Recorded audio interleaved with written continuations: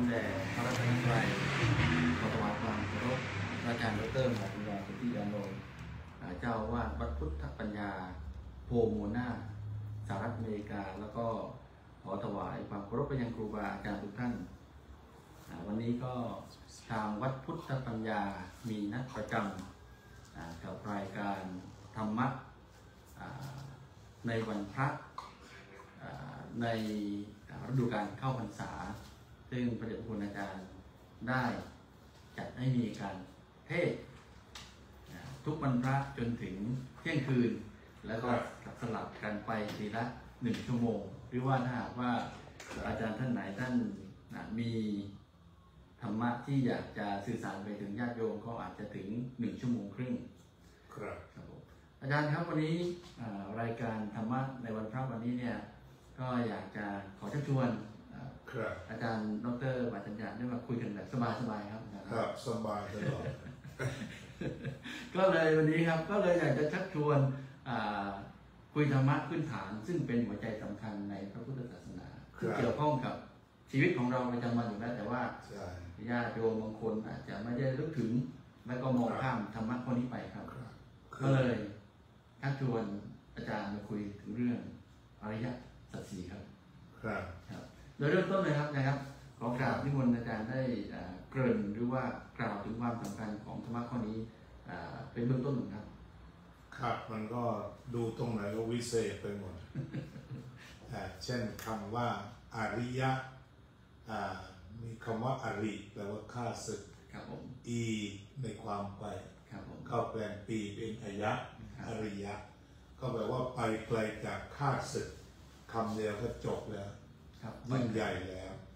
ทีนี้ถ้าเอาทั้งอีกศัพท์หนึ่งเช่นคำว่าอริยะเลย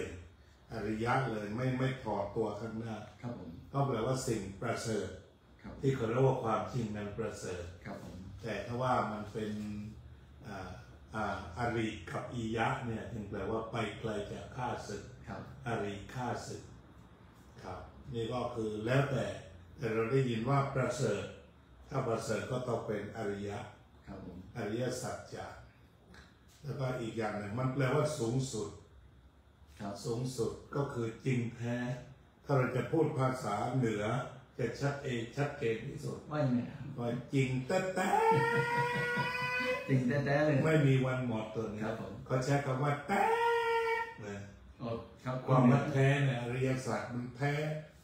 ก็เทียบภาษาอังกฤษว่า absolute truth absolute truth ครับ truth พูดเลย truth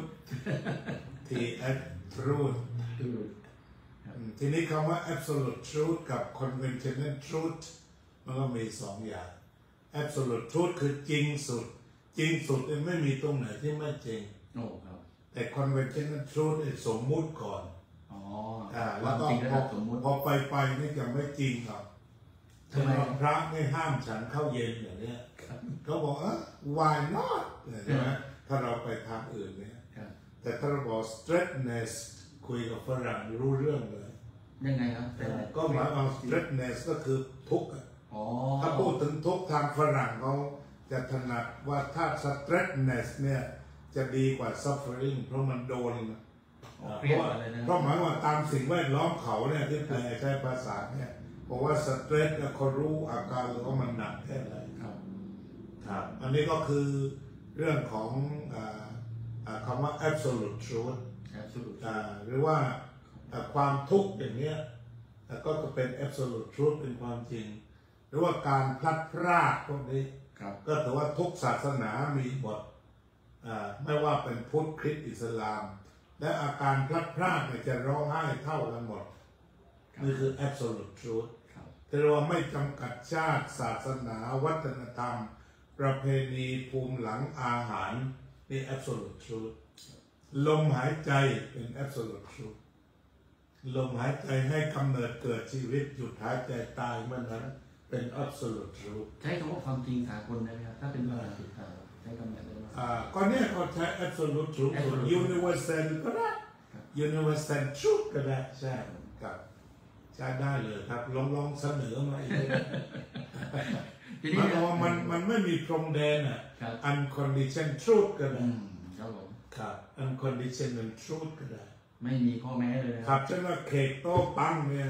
ศาสนาไหนนี่เจ็บกว่าที่เป็น absolute truth ทันทีชัดเจนมากครับแต่ถ้าสมมติว่าเล่นฟุตบอลเนี่ย conventional truth แล้ว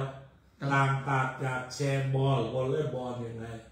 เนี่ยนี่เป็น conventional truth สมมติว่าท่านนี้คุณใช้เท้าเท่านั้นแหละแต่ถ้าวันหนึ่งเขาบอกใช้หมัดด้วยกันได้เวลาไปยิงประตูได้ช่วยกันก็แก้ไขได้เพราะฉะนั้น conventional truth เปลี่ยนแปลงได้เอายกตัวอย่างเช่นเรื่องกินข้าวเย็นอย่างเนี้ยถ้าเทรวาตาเทรวาได้เป๊ะแต่พอไปประเทศหนาวไปแถวญี่ปุ่นเนี่ยชัดจะอ่อนๆเคยมีคราวหนึ่งผมจังๆเลยเขานิมนต์มาประชุมที่ไต้หวันก็ระดับบิ๊กทั้งนั้นแหละเจ้าสำนักที่ผมจะหลบยังไงที่จะไม่ฉันเย็นกับเขาเนี่ยหนักแต่ผมก็พยายามเปิดตัวว่าไม่ฉันนะแต่ก็พยายามอธิบายผู้จัดเขาก็เพื่อไม่ให้ผมเก้อเขาก็กินกันหมดนะครับมีล็อบสเตอร์อะไรตัวบุ้มๆเลยนะบอกว่ามันมีคนนั้นพูดเชิญตลอดท่านไม่กินข้าวเย็นพูดธรรมะอยู่don't have dinner ก็กลายเป็นว่าผมก็พูดธรรมะจนเขาอิ่มครับแต่ไม่เกี่ยวกับเรื่องว่าไม่ฉันข้าวเลยครับก็คือหมายว่าผมก็ฉันแต่บรรดาน้ำส้มหรือพวกความมาวางบนโต๊ะคือเขาก็รู้เขาเป็นมหายานเขาก็รู้จากมงโกเลียมาทั่วหมดแหละประชุมใหญ่ตอนนั้นเป็นประสบการณ์แต่ผมก็รักษาตรงนี้เอาไว้ก็มี2 ครั้งนะอีกครั้งหนึ่งที่ประชุมสภาประชาชนจีนโอ้โหล็อบสเตอร์ตัวนอนเอ็งแมงอยู่เต็มไปหมดพอได้เวลาดินเนอร์ผมก็ออกมาเดินอยู่หน้าจัตุรัสเทียนอันบนจนกระทั่งเขากินข้าวกันเสร็จแล้วก็ยกกองถ่ายกลับครับก็นี่คือคอนเวนชั่นนัลทรูธเพราะว่าพระบางส่วนคือมันก็กร่อนไปจนกินข้าวเย็นกันไปแล้วครับเพราะว่าอันนี้มันเป็นคอนเวนชั่นนัลทรูธเป็นสมมุติสัจจะอาจารย์ทีนี้ขยายคำว่าสมมุติทั้งหมดเลยครับเพราะว่าก็เนี่ยสมมุติเราก็ถ้าอยู่ในประเทศอินเดียอย่างถ้าเราไล่พระไตรปิฎกเรื่องกินข้าวเนี่ยมันก็ว่าตามวินัยก็สนุกนะครับคือเมื่อก่อนเนี่ยเรากินได้ทุกเวลาข้าวเย็นเนี่ยอาหารเย็นนี่นะสมัยที่เราบวชตั้งแต่มีนิสัยเรียนศีลที่ยังไม่มีศีลเยอะๆเนี่ยเราก็กินข้าวได้ตลอดแต่ว่าให้ดูไว้ว่าอย่างนี้ว่าถ้าตรงไหนเขาไม่ได้ข้าวอย่าไปใช้คำว่าวิการคือเขาไม่ได้จัดข้าวถึงแม้ว่า10 โมงเช้าคือเขาเก็บขันหมดแล้วถือว่าไปเดินบิณฑบาตในเวลาวิการก็แปลว่าไม่ใช่การที่จะได้ข้าวอันนั้นก่อนแล้วก็ต่อมาก็พัฒนาการ3 มื้อทีนี้ต่อมาก็ไปดูในพระไตรปิฎกเลยนี่ก็วันหนึ่งพระรูปนี้ก็ออกเวลาพอเริ่มมืดก็เราคนใต้เราพอมุงมิงก็เอาเดินบาได้ก็ว่าแกก็ย่าชั่นเวลานั้นนะทีนี้ผมก็ต้องวาดกระท่อมให้ท่านคืออย่างเมืองอินเดียหรือเมืองไทยเขาจะมีกระท่อมฝั่งนี้เอาไว้นอนแล้วก็จะมีครัวตรงนี้แล้วมักจะเปิดแล้วก็เขาก็เทน้ำขี้กลาลงไปถ้าเป็นภาษาใต้คือเทน้ำลงไปแล้วบางทีก็สาดออกไปตามอัธยาศัยไม่ยั้งทีนี้ก็วันนั้นก็ปรากฏว่าพอเวลามุ้งมิ้งทีนี้ฝนมันจะตกฝนมันจะตกพระก็ไปยืนพอดีก็ยืนผิดที่ยืนตรงช่องประตูครัวพอดีแหละแกก็เห็นเขานั้นอาหารหอมกรุ่นๆแต่แทนที่จะเป็นข้าวที่มันได้เวลาทิ้งน้ำล้างถ้วยแบบสาดนั้นตูมเดียวเปียกทั้งองค์นะครับทีนี้จากเหตุการณ์นั้นแกก็ฉุนแกก็กลับมาเล่าให้เพื่อนฟังเพื่อนก็ไปทูลพระพุทธเจ้าก็บอกว่าทีหลังเนี่ยไม่ให้ไปเรื่องเวลานั้นนะก็เลยมาสู่การเอกภัตตังมื้อเดียวกว่าจะมาถึงจุดนี้มันก็ผ่านเหตุการณ์มาเยอะ ครับนี่ทำให้เห็นภาพนะครับครับทีหลังว่าไม่มีแล้วตอนเย็นเนี่ยคือก่อนหน้านั้นมันมีอยู่แต่เจอเหตุนี้พับก็ไม่มีแล้วสาวนั้นก็บอกว่าผีหลอกแต่เนี่ยอย่างนั้นเลยนะบอกว่าผีหลอกก็ฟาดเต็มที่เลยนึกออกไหมน้ำล้างถ้วยอะไรที่ถ้าเราอยู่ตามบ้านนอกเมื่อก่อนใส่โคมไว้ใส่กระมังฟาดตูมเนี่ยพระเรียบร้อยทั้งเหม็นทั้งอะไรกลับว่าอันนี้ก็เลยเป็นที่มาของมันก็มันอยากวิกาลโภชนาว่าไม่เอาแล้วตอนเย็นเนี่ยนี่ก็เลยเป็นที่ตั้งของว่าเป็นข้อสมมุติคือเมื่อก่อนนั้นให้เมื่อก่อนนี่ให้ข้อตกลงแต่ตอนนี้ไม่ให้ครับนี่คือสมมุติสัจจะนะครับทีนี้พอพูดถึงอริยสัจนะครับประกอบไปด้วยคือโดยปกตินะครับผมว่าโยมเนี่ยอันนี้เราวิเคราะห์คำกันเสร็จแล้วเนาะเลื่อนนะทีนี้ต่อไปมาถึงคือในชีวิตประจำวันนะครับผมว่าทุกคนเนี่ยประสบกับความทุกข์บ้างความสุขบ้างนี่ครับทีนี้ไอ้หัวข้อสำคัญที่ว่าประกอบด้วยไอ้องค์อริยสัจสี่นะครับมีอะไรบ้างครับอาจารย์ครับเอาองค์โปรยหัวก่อนนะครับทุกขะสมุทัยะนิโรธะแล้วก็มรรคะแล้วกันออกเป็นบาลีนิดหน่อยครับทีนี้จะเห็นได้ว่าคุณอุปการะของพวกเรียนบาลีมันจะส่งทำฉะนั้นก่อนที่เราจะไปสู่คำ definition เนี่ย definition คือจำความว่าทุกขะมันจะต้องเป็นการทนยากทุกขมะคำมติโซภาสยะมาจากนั้นแหละมันก็ทนยากทุกขะทนยากทุกหรือว่ายากทุกตัวยากครับนั่งนานๆก็ปวดก้นพี่ว่าเนี่ยยืนคือสมัยหนึ่งเนี่ยอย่างที่ตอนผมจะจบพทบเลยอาจารย์ใหญ่เดี๋ยวนี้ท่านจากไปแล้วชื่อพระธรรมธีรราชมหามุนีที่ทำให้เราเห็นทุกข์จริงๆนะคือต้องเห็นนะคือทุกข์ที่เราจะต้องกำหนดรู้เลยแหละนั่นแหละก็คือหวังบอกให้เดินจงกรมนะเดิน1 ชั่วโมงยืน1 ชั่วโมงแล้วก็นั่ง1 ชั่วโมงก็สลับกันไป16 ชั่วโมงต่อวันแล้วมันก็จะเห็นว่ามันมีทนได้ยากพอปลายชั่วโมงเนี่ยมันจะเจ็บไปเบิดเหมือนกายจะแตกโอ้พอได้นั่งในสุขะมันมามันทนง่ายสุขะมันมาโอ้ยมันมีความหมายมากตอนนั้นเดินมีความหมายถ้าเดินเต็มเหนี่ยวเดี๋ยวกายจะแตกอีกแล้วครับทีหลังก็เพิ่มเป็น2 ชั่วโมงเลยคือวันต้อง16 ชั่วโมง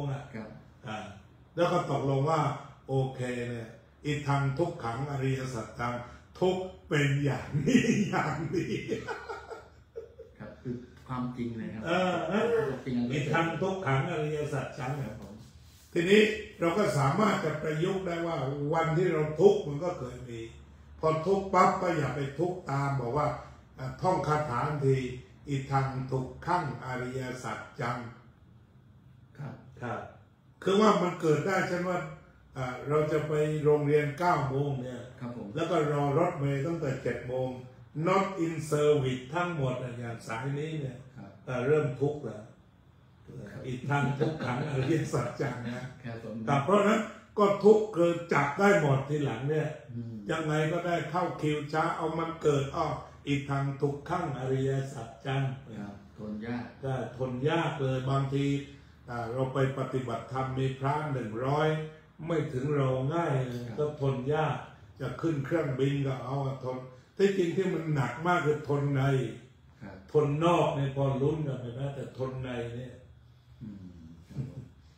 แล้วก็มีโยมหลายคนที่ฟังข่าวยิงกันแล้วนอนไม่หลับนี่ครับเป็นทุกข์แน่นอนเลยแน่นอนเลยอีกคนหนึ่งวันนั้นมาที่นี่คุณโยมที่ว่าอายุ90 กว่าทุกเรื่องเดียวว่าสงครามโลกครั้งที่3จะเกิดทุกแบบจำไปหมดครับอันนี้ก็ทุกข์ทั้งนั้นแต่ว่ามันเนี่ยเราจะต้องมีคาถาเราว่าอิทังทุกขังอริยสัจจังความทุกข์เป็นความจริงอันประเสริฐทุกข์เป็นสิ่งที่ควรกำหนดรู้ด้วยว่าทุกข์เป็นงี้ความทุกข์เป็นอย่างนี้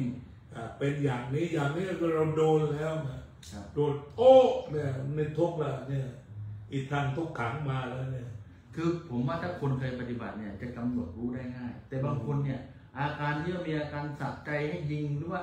อาการสะพอไม่พอใจที่ว่าไม่ให้ยิงอะไรเงี้ยอาจารย์รู้แต่บางทีมันเขาไม่รู้ตัวเลยว่าเขาทุกข์นะครับอาจารย์ครับจะไม่รู้ตัวถูกต้องครับคือว่า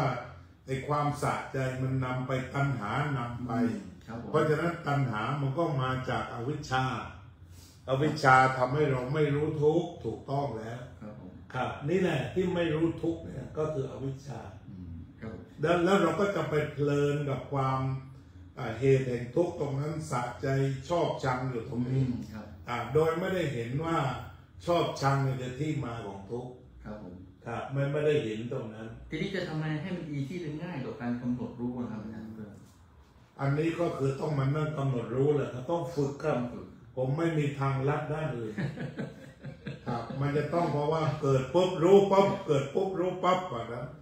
ถ้าว่าเป็นจากงานแรกกำหนดแต่ถ้าบอกว่าเป็นไปไม่ได้ก็กลับบ้านไปทุกข์ต่อแต่ถ้าว่าเป็นไปได้เดี๋ยวมาฝึกดูพอฝึกเจอโครงร่างเสร็จก็กลับบ้านได้ให้ดูใจผมก็มีหนังสือที่เขียนเรื่องดูใจเรื่องอะไรคือมันก็ดูเห็นยังต้องดูใจนี่แหละดูว่ามันเกิดได้ยังก็แต่ว่าผมไม่ถึงกับเป็นเจ้าสำนักคือเจ้าสำนักดูใจก็มีอยู่นะครับก็เอาสติปัฏฐานทั้งสี่นี่แหละไม่ต้องมาแยกเอาเลยตรงนั้นแหละกายเวทนาจิตธรรมมันทุกข์มันเกิดตอนไหนก็อีทางทุกขังอริยสัจจังทุกที่กายก็ใช่เวทนาก็ใช่จิตก็ใช่มันปรุงก็ใช่ก็แค่มันรู้หมดทุกขังสำคัญก็คือต้องให้รู้ตรงนี้ว่าเนี่ยเป็นที่มาของความทุกข์คือมันร้อนแปลกไปอย่างนั้นให้เกิดสัญญาณขึ้นมาอย่างนั้นไอ้เรื่องอย่างนี้นะครับสามารถจะเรียนจากทฤษฎีแล้วกำหนดรู้ได้ไหมหรือไม่ปฏิบัติเนี่ยจะรู้ได้ไหมครับอาจารย์มันไม่ทราบเหมือนกันแต่ว่าพวกเราอย่างผมเนี่ยถ้าพูดถึงการฝึกมันฝึกตั้งแต่ป .2 ครับผมยังไงครับฝึกสมาธิแล้วมันเป็นเด็กที่ฝึกป .2 เล่าวันนั้นเนี่ยคงไม่เข้าข่ายอวดอุตริมนุสธรรมนะครับไม่ได้เล่าเพื่อให้คนนับถือนับหาหรือเอาลาภอะไรมาแต่ว่าเล่าตอนนั้นน่ะอยู่ป .2 น่ะคือมีพระธุดงค์อยู่3 องค์คือธุดงค์มาที่ของแงนเนี่ยแล้วก็พักตรงบนถ้ำตรงนั้นซึ่งมีต้นไม้ใหญ่ๆถ้าท่านไปของแงนนะผมพูดนะที่บ้านผมมันอยู่หลังเขาตรงโน้นตรงที่เขาระเบิดหินนั่นอีกฝั่งหนึ่งเนี่ยตอนนั้นมันเป็นป่าหมดผมก็เลยว่าโตแบบว่าบ้านน้อยในป่าใหญ่เลยแหละลงอาบน้ำตูมตามเนี่ยทีนี้ก็แม่เนี่ยจะมีลักษณะเป็นห่วงพระครับวันนั้นก็มีพระไปบิณฑบาตพอแม่เห็นว่าบาตรว่างคือเอาข้าวทั้งหมดใส่ก่อนแล้วหลังจากนั้นก็รีบทำกับข้าวด่วนเช่นทอดไข่ผัดบวบอะไรได้ประมาณ3 ชั้นผมก็วิ่งเป็นม้าเร็วตามหลวงพ่อไปก็ด้วยความเป็นห่วงพระที่ผมคิดว่าทุกวันนี้ที่ผมไปไหนได้กินได้อะไรมากเลยผมก็เชื่อว่าจากอานิสงส์ที่เราสะสมมันในชาตินี้ครับเรื่องเราชอบให้ทานเนี่ยทีนี้พอไปถึงแกก็ผมก็ป .2 ก็อ้วนๆหน้าจับอยู่เหมือนกันบางทีคนก็ไล่จับผมอย่างเป็นทางการผมก็ต้องวิ่งเวลาไปตามร้านค้าอะไรเนี่ยทีนี้ก็ไปวันนั้นถวายของเสร็จแกก็คงเอ็นดูผมนะทีนี้มันมีชะง่อนหินอยู่อย่างนี้ชะง่อนหินเป็นที่นั่งดีแกก็อุ้มผมขึ้นไปยกตั้งปุ๊บเลยก็เป่าหัวผมนะให้ผมว่าสัมมาอรหังเป่าจากกระหม่อมลงมาแล้วเราก็รู้สึกเย็นเอาหลับตานะลูกนะจากความอ่อนโยนเนี่ยตรงนี้คงไม่อวดอุตรินะแต่เล่ามันเกิดขึ้นตั้งอยู่ดับไปก็ปรากฏว่าเนี่ยผมยังเห็นภาพอย่างติดตามันมีพระแก้วใสๆล้อมผมผมก็นั่งในพระแก้วสวยมากองค์ไม่ใหญ่ ขับล้อมอยู่แบบอิ่มเอิบมากที่หลวงพ่อนั้นก็ท่านเป่าให้เราเรื่อยแล้วก็หยุดสักระยะเกือบสัก30 นาทีอะไรอย่างเงี้ยนานทีเดียวเลยตอนนั้นก็ประมาณนั้น8 ขวบหรือ9 ขวบเพราะผมเรียนป.1 8 ขวบแล้วเนี่ย2508เข้าป.1ครับอันนี้ก็คือ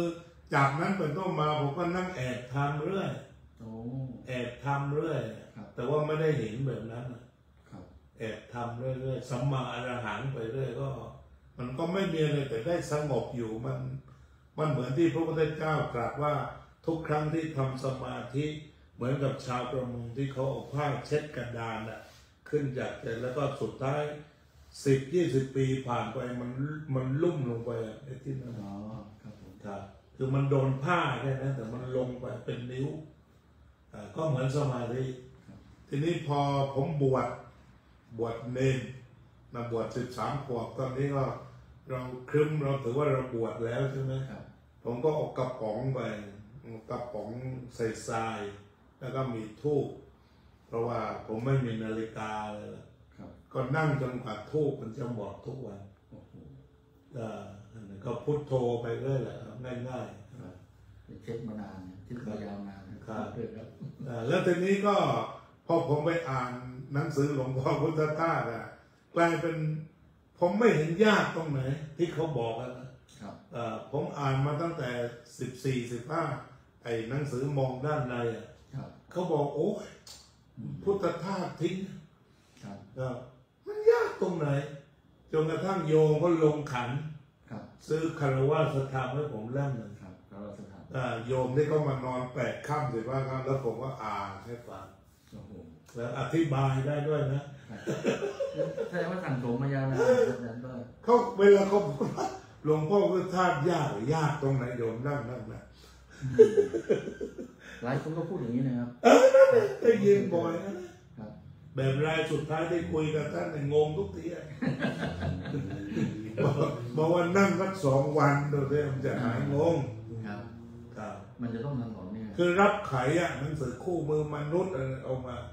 ถ้าติดตรงไหนมาจะขออาสา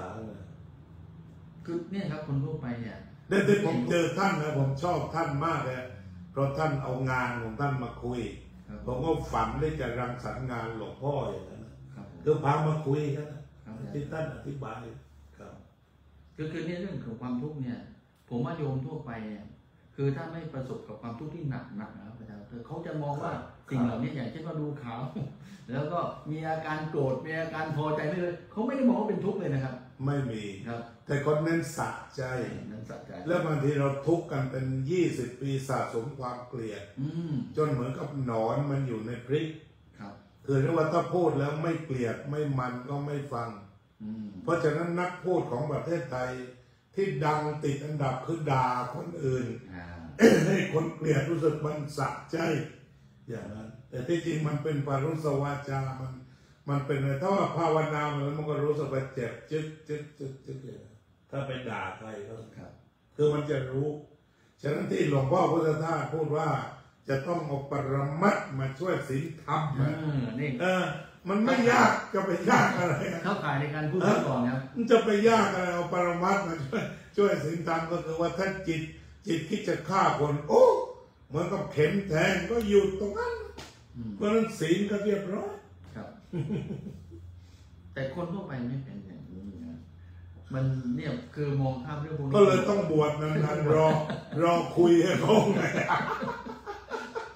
ใครมาก็คุยเขาก็คุยไปเนี่ยครับทีนี้ถ้าเรามองว่าความทุกข์ที่มันเกิดขึ้นเนี่ยอย่างเช่นในกรณีต่างๆเหล่านี้ครับถ้าตามหลักอริยสัจเนี่ยมันต้องมีสาเหตุนะครับเนี่ยถ้าเราจะชี้เป็นตัวกิเลสกันไปมันหมายความว่าต้องมีกามตัณหาภวตัณหาวิภวตัณหาเอาแค่นี้ก่อนเนี่ยสุดแล้วมันก็เหลือชอบกับช้างพูลกับพุทธที่ว่าก็เหลือ2 อันถ้าเราไปเกลียดคนนั้นพุทธรับมาเอาภูใช่ไหมตอนนี้คนที่นะเอนิวันคนที่ไปเกลียดรัฐบาล ก็ออกเดินขบวนได้ทุกวันทั้งร้อนทั้งคันก็เพราะว่ามันสะสมเป็นผักว่าเมื่อไหร่จะออกคนที่รักก็บอกว่าก็ช่วยกันมาปกป้อง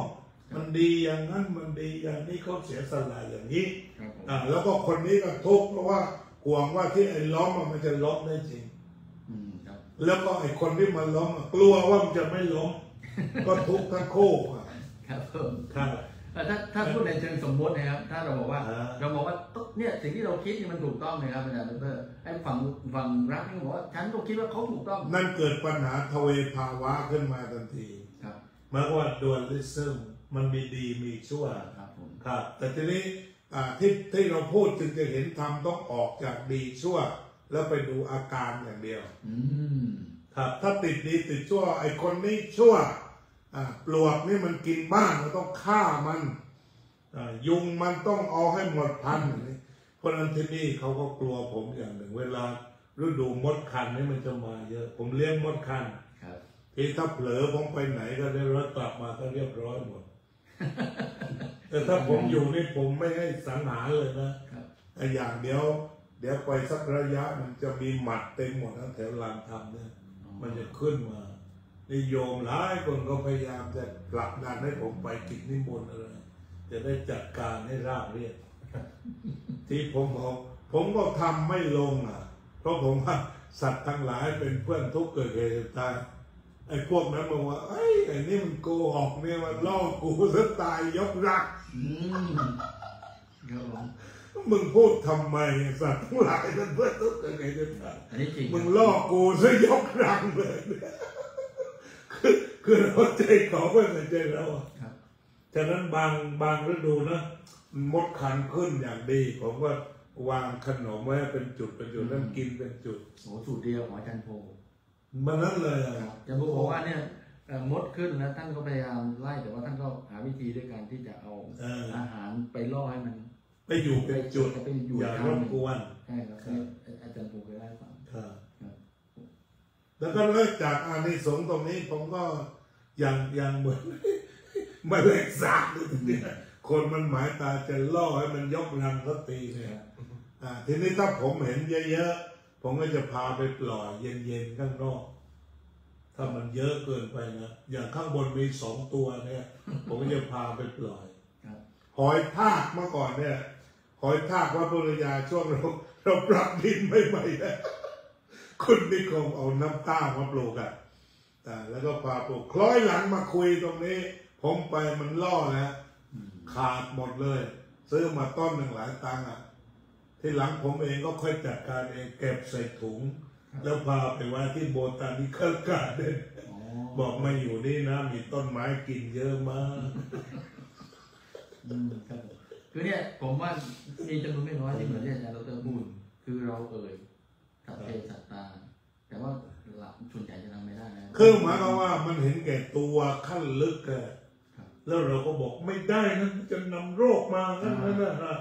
จะอ้างเอาจนต้องตายแต่โยมทั่วไปเขาไม่มองเป็นคิดแบบนั้นเลยคิดแบบนั้นเลยผมก็ยังบางทีไม่เถียงต้องเดินไปเดินออกไปคือสุดท้ายบางอย่างมันก็เข้าไม่ถึงเข้าไม่เท่ากันเข้าถึงไม่เท่ากันไม่ว่าเข้าถึงไม่เท่ากันจริงๆคือด้วยความที่เขาบอกเขามีสิทธิ์นะครับอาจารย์ก็อย่างในบ้านเนี้ยไม่สมควรมีแมงสาบก็เป็นไม่มียุงเอาไว้ตายเรียกเพราะนั้นผมชอบที่ป่าพาวันที่เขียนว่าเลยนะไม่ให้รังแกยุงหรือจะไม่มีสำนวนอยู่เพราะยุงมันมาอยู่ก่อนนี่ตรงโลกไม่ได้ยินหลายครั้งครับผมไปเห็นแผ่นที่นั่นนะครับผมเอามาอยู่ก่อนเรามาทีหลังแต่ผมก็เกรงใจพวกสัตว์ทั้งหลายในที่เขาจะฆ่ายุงสมัยนั้นยุงมันมีบ่ออยู่นะเขาจะเอาน้ำเทยุงผมก็คิดขึ้นมาว่ามันก็ด่าเราเลยเมื่อก่อนเราก็สวดมนต์อยู่แถวนั้นแล้วบอกโอ้ยไอ้นี่พูดทุกวันรักสัตว์แต่วันล่อกูซะยกรังผมก็คิดอย่างนั้นถ้าหากว่าเหมือนกับว่าสัตว์ที่เขามีสิทธิ์ที่จะอยู่บนโลกของเราเนี่ยคือ1 ชีวิตเท่ากันถ้าเรามองอย่างนี้มันก็จะรู้สึกว่ามีความอันนี้คือพระพุทธเจ้าสอนเราไว้นะครับอีกอย่างหนึ่งยิ่งเราอยู่ในเครื่องแบบก็ไม่บางคน มีคราวหนึ่งไปคุยบรรดาหมอทั้งหลายนะหมอนี่เป็น40-50คนนะคุยไอ้เรื่องหนูยกตัวอย่างเรื่องหนูใช่ไหมท่านหนูมาทำยังไงท่านฆ่าหนูบาปไหมบาปโยมแล้วทำยังไงบอกที่บ้านนี้มีนั้นปูผ้าเข้ามาแล้วกราบมันถ้าโยมทำอะไรไม่ถูกเอาที่ก็แนะนำลองดูซิว่าหนูมันมาเพราะอะไรมันมีเศษอาหารที่จะกินโยมก็ทำให้มันสะอาดมันก็ไม่อยู่แล้วบางทีอย่างเมื่อก่อนบนครัวมีหนูใช่ไหมบนหลังคามีเยอะแต่เราทำความสะอาดสุดท้ายไปหากินแต่ว่าไปพวกมันเองไม่จำเป็นต้องเบื่อเขามีปัญญาเขาเองในระดับหนึ่งที่เขาจะจัดการชีวิตกันเลยครับผมคือเขาก็รักชีวิตเหมือนกันใช่ครับเขาทำมาหากินแต่ที่ตรงนี้ต้องเอาปรมัตถ์มาช่วยเอาใจเขามาใส่ใจเราคำไทยพูดดีแล้วแหละแต่ต้องใส่ไว้ขนาดนั้นว่าเป็นเพื่อนทุกข์เกิดเพื่อนทุกข์เนี่ยเพื่อนทุกข์อาจารย์ช่วยขยายว่าเพื่อนทุกข์คือในกรณีนี้ผมว่าเราพวกเราเพื่อนทุกข์เนี่ยหลวงพ่อพุทธทาสอธิบายไว้ดีเช่นว่าเราเป็นเพื่อนร่วมเรียนหรือว่าเป็นเพื่อนทำธุรกิจสมาคมกอล์ฟอันนี้เป็นเพื่อนแต่เราก็มีพรมแดนวันหนึ่งถ้าสมมุติเราไม่พอใจเราก็ออกจากสมาคมนี้ไป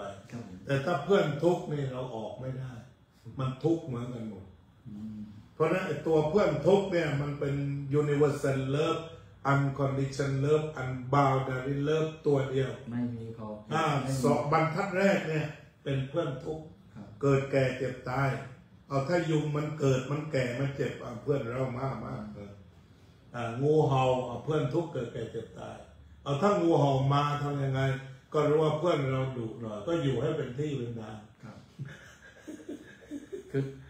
คือถ้ามองว่าเนี่ยถ้าคุณเข้าใจแบบนี้ครับสงคราม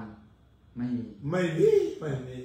ก็พระพุทธเจ้ามาช่วยโลกแต่เราไม่ให้ช่วยที่ยิงกันเนี่ยจะไม่เกิดเหตุการณ์เหล่านี้ถ้าก็ปัญหาผมก็มองดูปัญหายาเสพติดอะไรมันจะไปหมดเช่นถ้าเราฝึกภาวนาเรื่องนิวรณ์5เนี่ยเรื่องนิวรณ์5เนี่ยที่ผมทำค่ายคุณธรรมที่คนไปทำเยอะเพราะวันสุดท้ายนี่เด็กมันวิเคราะห์ได้หมดตอนนิวรณ์5มาวิเคราะห์ชีวิตเด็กเก่งคมกว่าเราด้วยครับคนเชียงใหม่จะมาฟังเด็กพรีเซนต์นะ5 โมงเย็นทั้งพระทั้งโยมมากันแล้วแต่ละจุดเนี่ยเราก็สอนอริยศาสตร์สอนอริยมรรคแล้วก็สอนนิวรณ์3 เรื่องแล้วก็พาเดินเที่ยวที่วัดอุโมงค์ฉะนั้นเป็นไปได้จริงๆเด็กวัยรุ่นเนี่ยทักม.4 ม.5 ม.6 ที่ผมเคยทำเข้าใจดีเรื่องดูใจนี่เข้าใจดีทีนี้ที่ว่าผมไปเดินจงกรมจนออกแบบของผมเอาไว้เด็กพวกนี้รู้ยกซ่อนรู้ยกเท้ารู้ก้าวรู้วางรู้แตะรู้เหยียบรู้กดเลย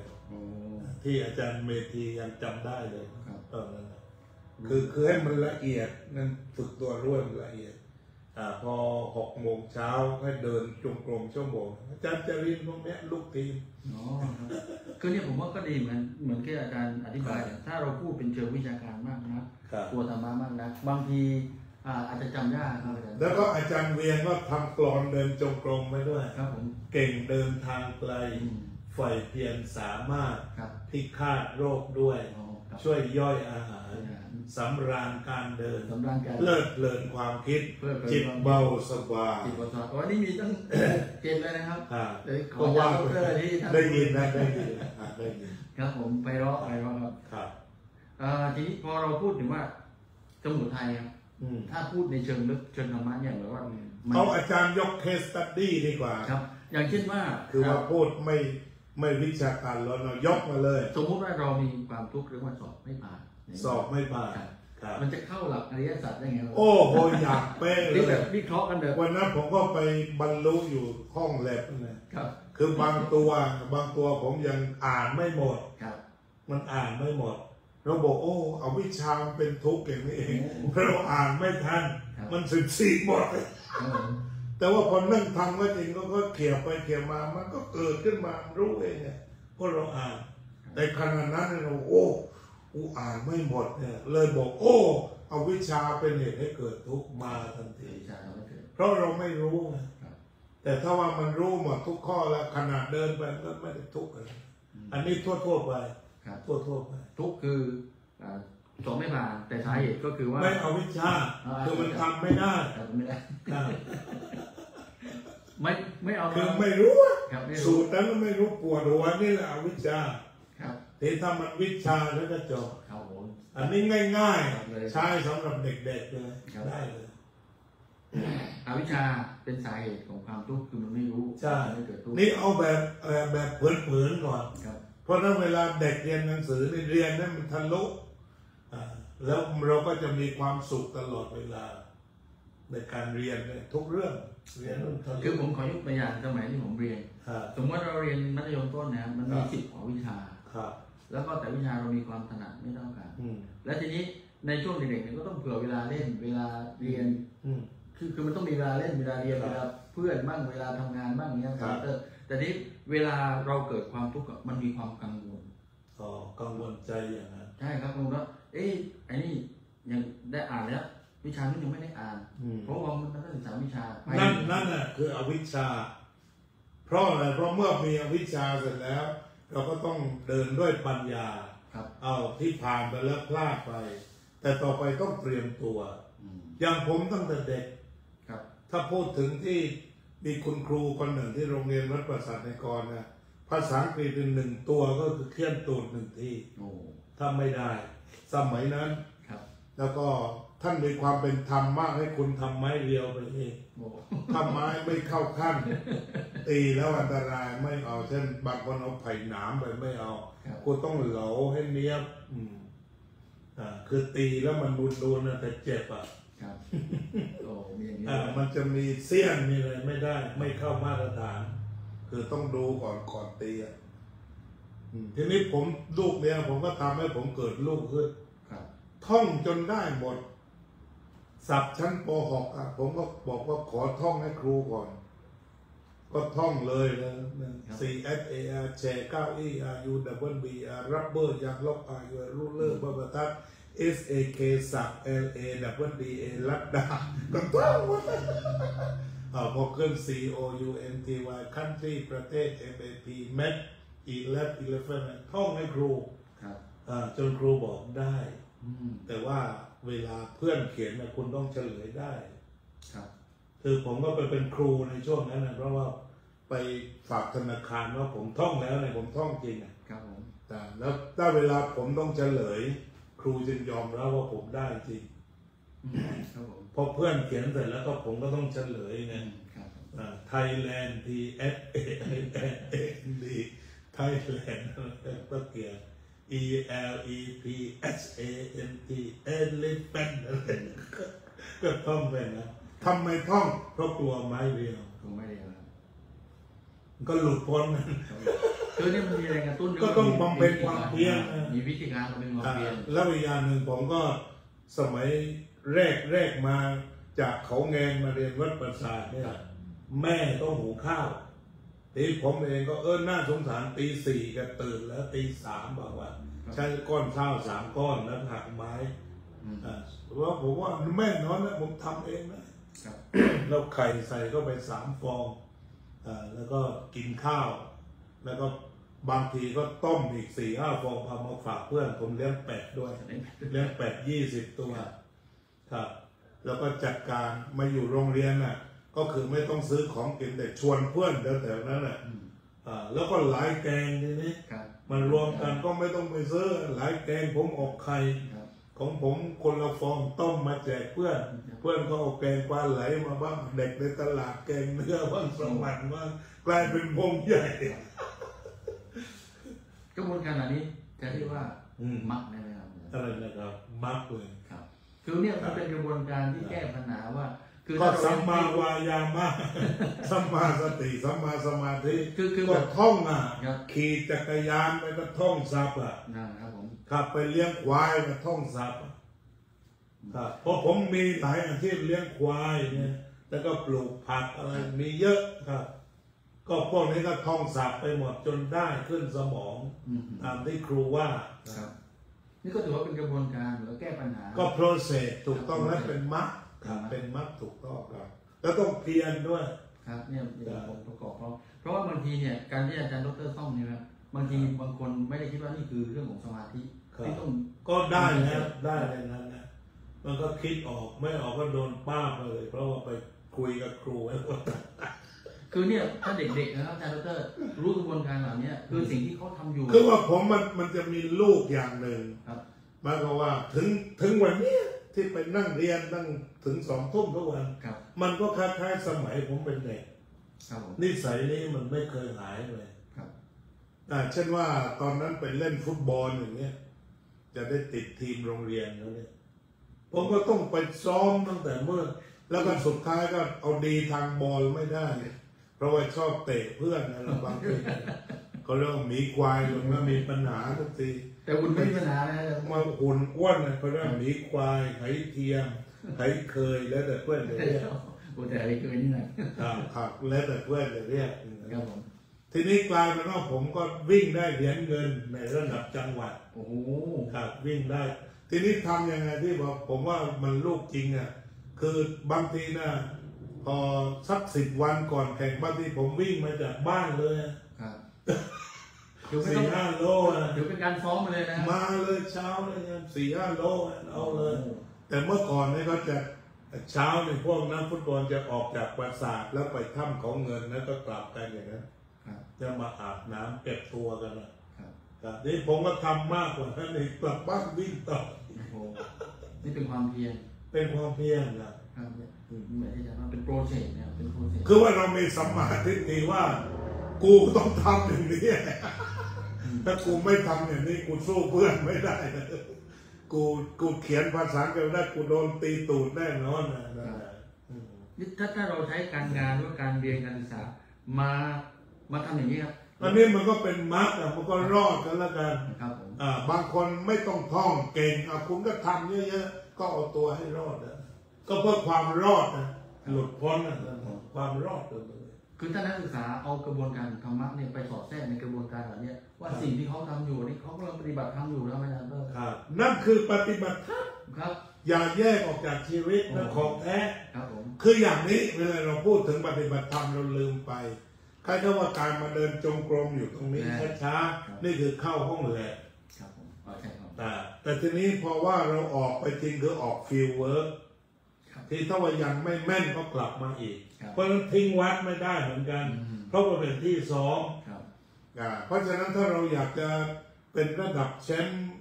ฟุตบอลโลกฟุตบอลยุโรปหยุดซ้อมได้ไหมไม่ได้เพราะนั้นมาวัดก็คือมาสนามซ้อมที่เขาทำแต่อดีตอะไถนาฟาดควายแรงไปหน่อยเอามาถือศีล 8ซะหน่อยที่หลังจะได้สงสารควายจะได้รักควายมันก็เจริญสมาธิภาวนาแล้วก็พักฉะนั้นพักผ่อนหย่อนใจพักผ่อนก็คือหมายความว่าพักไม่ให้เครียดผ่อนนี่คือไม่เครียดแล้วก็หย่อนใจก็คือปล่อยวาง relax relieve realize ใช่ไหมครับผมเนี่ยเหมือนหายใจเนี่ย relax breathe in relax breathe out relax breathe in realize breathe out realize เนี่ยผมเห็นได้ชัดว่าอาจารย์ทำอะไรอ่ะคือไม่รู้สึกได้ถึงความเครียดเนี่ยครับไปเรียนมาทั้งวันกลับมานั่งหัวเราะพูดธรรมะได้อีกตั้งเป็นชั่วโมงวันนี้อาจารย์แต่ว่ามันบุคลิกพระมันก็ได้หัวเราะดังไปหน่อยแต่ว่ามันก็ชอบหัวเราะอย่างนั้นมันยังไงก็ไม่รู้ผมว่าเป็นเสน่ห์คือคนที่หัวเราะแบบเพลิดเพลินไม่มีสติกับคนที่ฝึกมาอาจารย์ทุกต่างอะไรครับพอดีผมครูปลูกฝังอยู่ชั้นป .4 ก็เรียกว่าครูประชุมนาเข้าวัจนะแต่แกก็หัวเราะอ้าแต่ทีนั้นผมก็หันหัวเราะแบบแกบ้างพอไปที่ประชุมเลยผมก็หัวเราะดังครูเขาเข้ามาดูแล้วเรามีความสุขจริงครับผมเนี่ยไอกระบวนการแบบนี้แบบการทำงานคือการปฏิบัติธรรมถ้าเราเข้าใจอย่างนี้อริยสัจ 4มันอยู่ในนั้นครบเลยอยู่ในนั้นหมดเลยครับ แต่ทีนี้ครับอาจารย์จะทำยังไงหรือว่าคนถ้าไม่ศึกษาเนี่ยมักจะบ่นมักจะมีปัญหาว่าไม่เข้าใจอย่างนั้นทั้งคือหมายความว่าบางคราวคนจะมีนิสัยมีปัญหาซะก่อน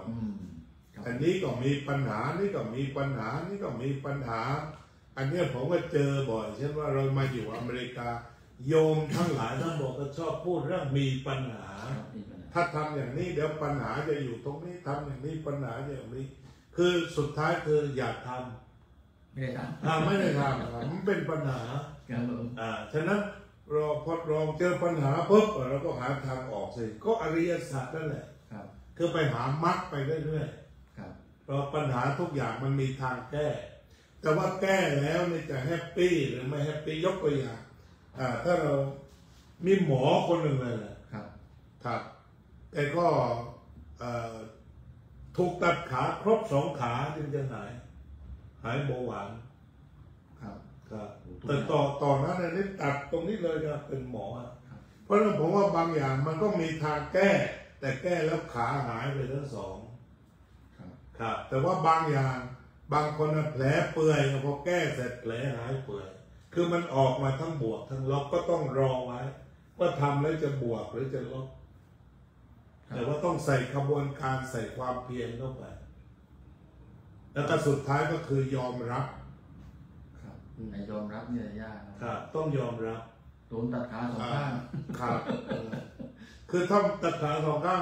ไม่นั้นก็ทุกข์นะครับแต่ถ้าเราบอกตอนนี้เรามี2 ขาแล้วขาหายไปแล้วหาวิธีเดินแบบอื่นก็ทำงานต่อไปขาหายแต่ใจไม่หายนั่นแหละครับอาจารย์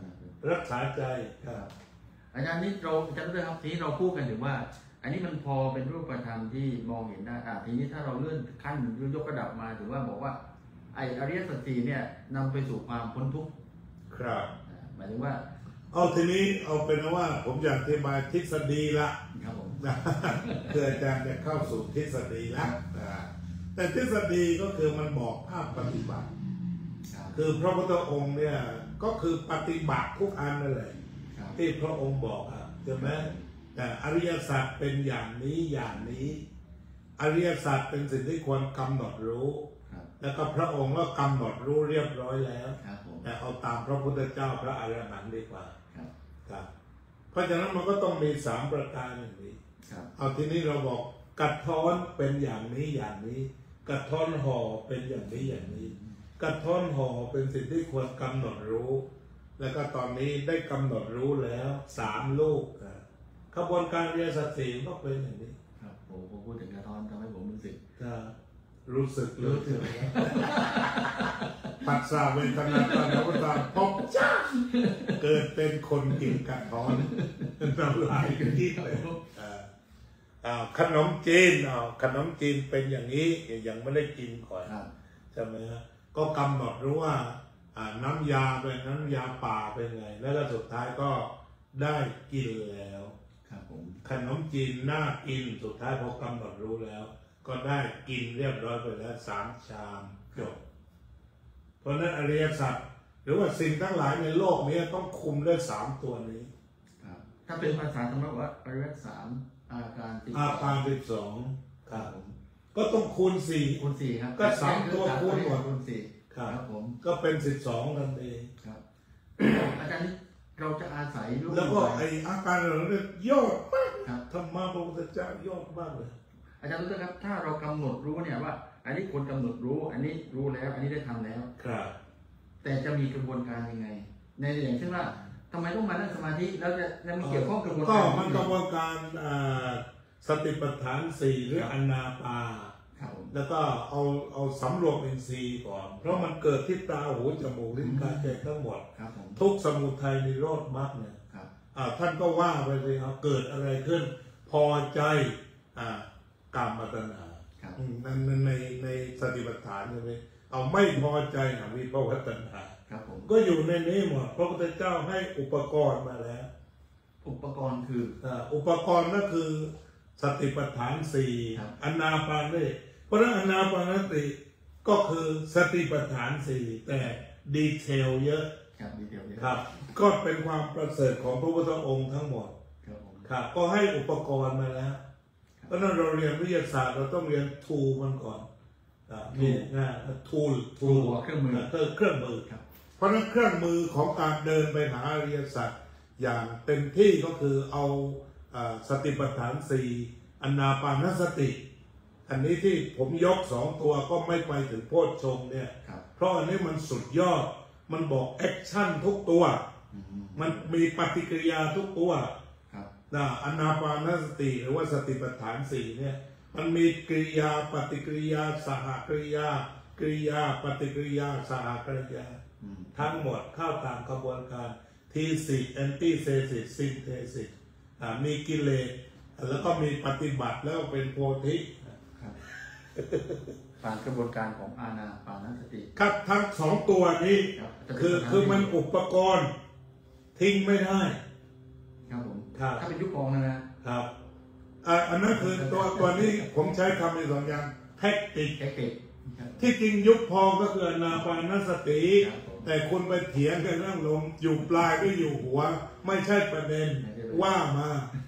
ว่าอย่างไงพ่อแม่ก็ได้ยุคพองก็ได้แล้วแต่พี่โคเอนก้าก็ได้ใครก็ได้เราต้องยอมรับเพราะว่าเขาไปค้นพบอีกทางแต่ว่ามันอยู่ในกรงกาที่แหละแบบหลวงพ่อชาวบ้านเราเรียกกรงกาใช่ไหมขังไก่ไว้นะซูมมาแต่บางพ่อในกรงกาวิ่งแต่เนี่ยไม่หลุดจากกรงกานี่เลยก็มันอยู่ในนี้ครับอยู่ในร่างกายกายยาวันหนักทึบไปเลยครับผมทีนี้มันเกี่ยวข้องกับธรรมะหลายข้อครับอาจารย์อย่างเช่นนิวรณ์อย่างเงี้ยกระบวนการที่ว่าผ่านอานาปานสติทีนี้สติปัฏฐานทีนี้มีเรื่องนิวรณ์ก็คือสัมมาสมาธิยังไงครับอาจารย์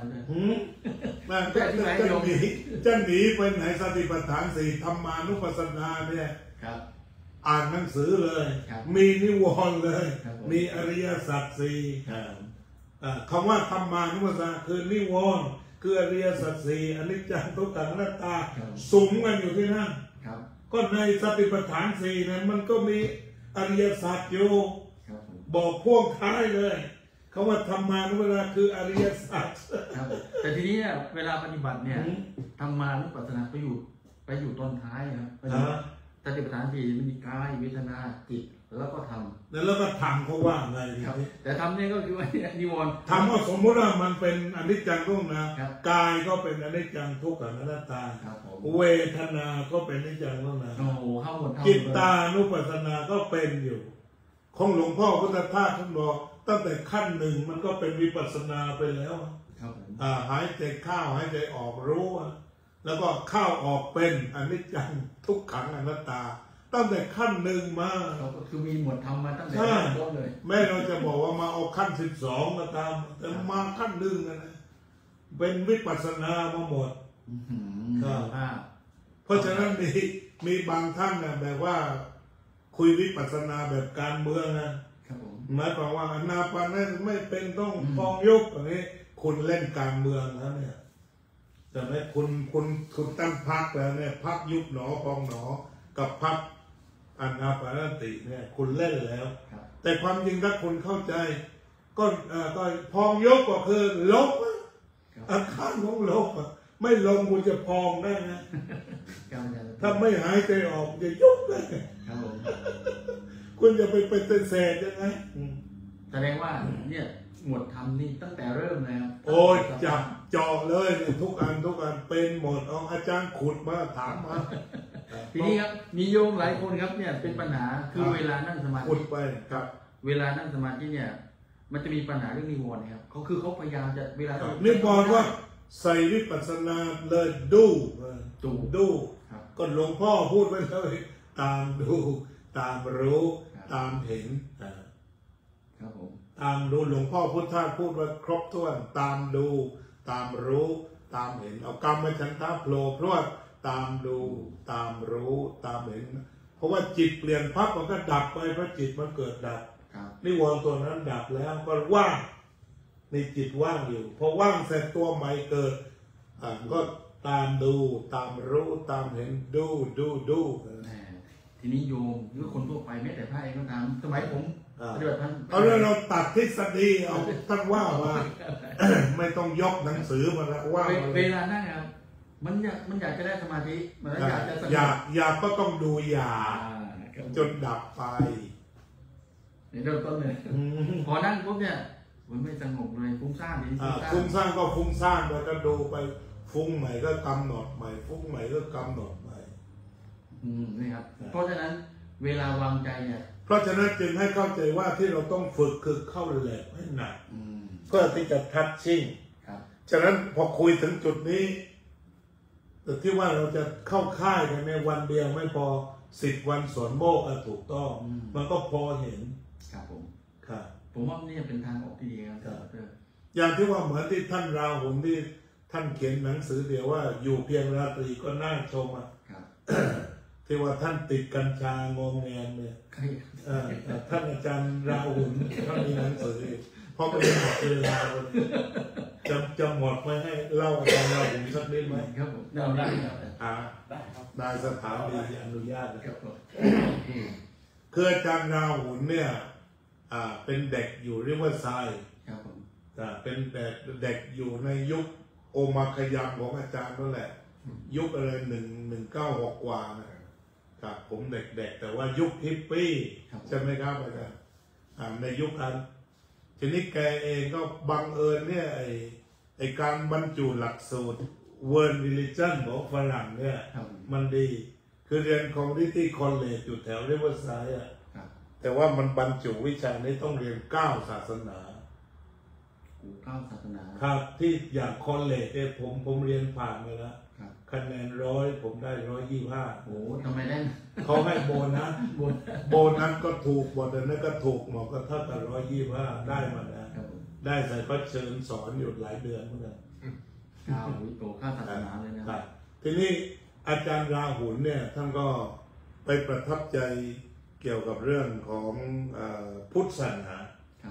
ทีนี้แกก็คล้ายๆว่าเหมือนกับเรื่องบาลีหรือว่าอยากหนีแม่ไปดูดกัญชาก็ไม่รู้เลยบอกว่าไม่เรียนแล้วจะไปตามรอยพระพุทธเจ้าแล้วแม่ก็งงหมดฝรั่งแท้ๆนี่เป็นไงก็เลยพกเงินไปแล้วก็ไปเรื่อยไปออก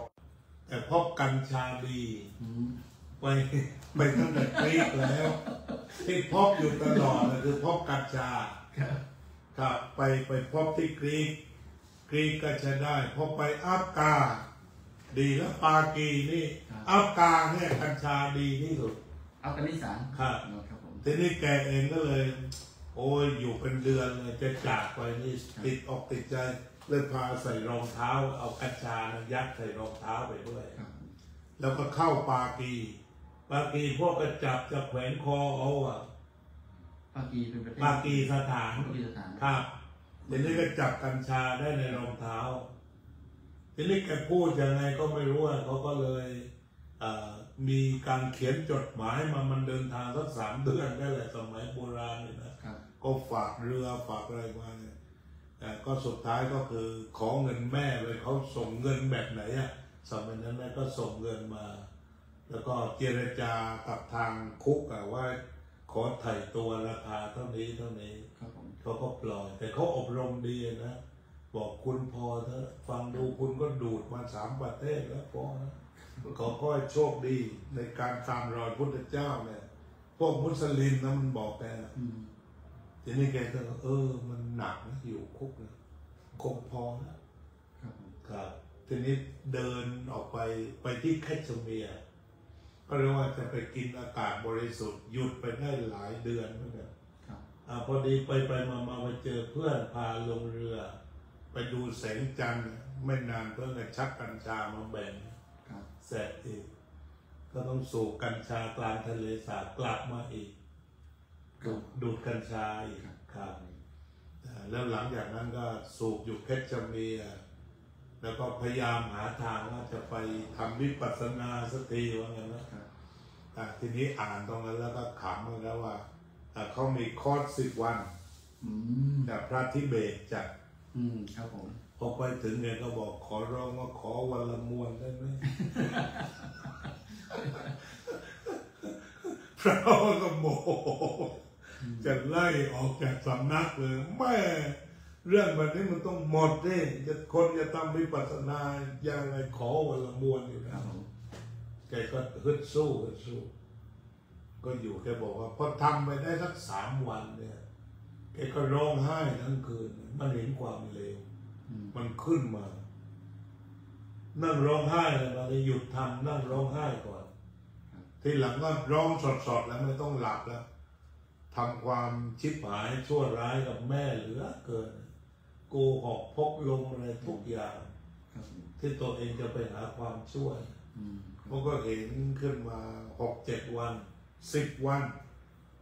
ไอตัวนี้ตัวพุ่งหนึ่งก็เบาไปเลยขอต่อรู้สึก3 คอร์สเลยกัน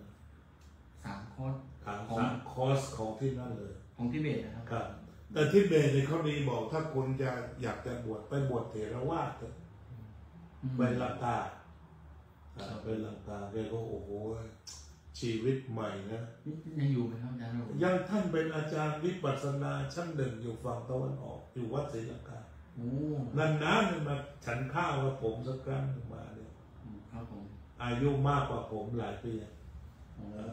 นี่ของตรงแล้วก็อันนี้ผมก็เขียนอ่านจากหนังสือท่านเลยแล้วก็ฝรั่งวัยรุ่นมันพูดแล้วมันโป๊ะเช๊ะเลยเพราะว่าท่านผ่านมาจริงๆทีนี้ก็ออกจากสำนักตั้งใจจะไปบวชแล้วโอ้เหมือนได้พบพระพุทธเจ้าแล้วผมได้เห็นธรรมผู้นั้นเป็นเราแต่ก็ยังไม่หมดวิบากกัญชาทีนี้ช่วงที่ว่าไอเรือตรงนั้นเขาเรียกท่าอะไรนะที่จากไอเชนไนที่จะซื้อตั๋วไปลังกาเนี่ยคือท่านลงมาที่จากเชนไนกับมัดราทีนี้เรือมันยังไม่ออกอยู่6-7 วัน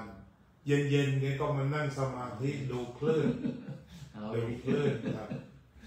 แล้วก็เป็นการพบกัญชาแบบละเอียดละออมากทีนี้คนนั้นนะมันเป็นโปรเฟสเซอร์เนาะก็เดินมาพบข้าวก็เหมือนเจอฝรั่งแล้วก็นั่งคุยกันถูกใจปรัชญาลึกซึ้งมากคุณอยู่ไหนบอกว่าฉันพักโรงแรมโอ้ไปแคนเซิลโรงแรมเป็นนอนบ้านฉันเราจะได้คุยกันบอกกินข้าวเสร็จก็นั่นเลยชักออกมาอีกเอากัญชามาเลี้ยงนะ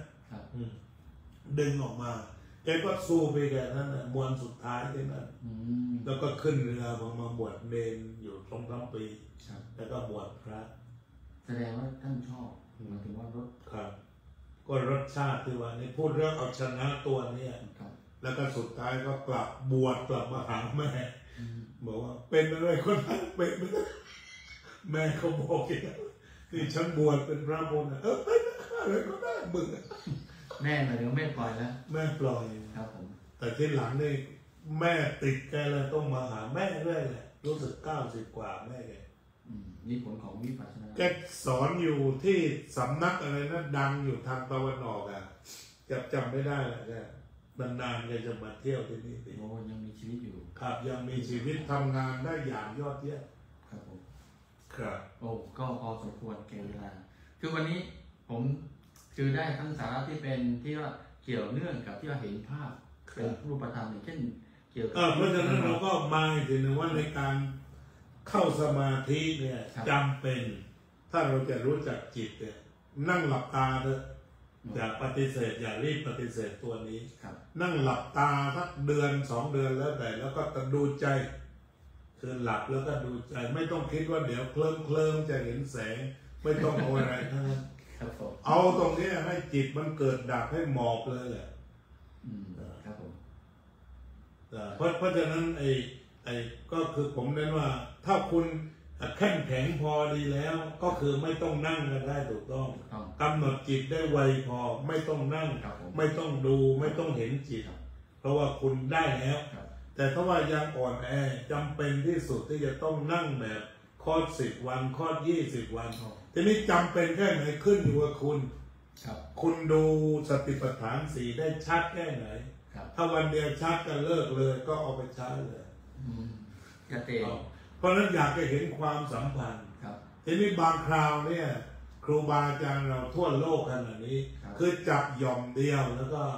ไปปฏิเสธไอ้ตัวฝึกตัวนั้น เนี่ยปัญหา ท่านได้พระพุทธเจ้าเนี่ยท่านฝึกมา ครับ ได้ฌาน8แล้วท่านก็ยังเข้าเหมือนเดิมนี่แหละไม่เคยหยุดแล้วก็บางคนที่ไปในทางความคิดก็ว่าไปเลยว่าในพระพุทธเจ้านั่งคิดทั้งคืน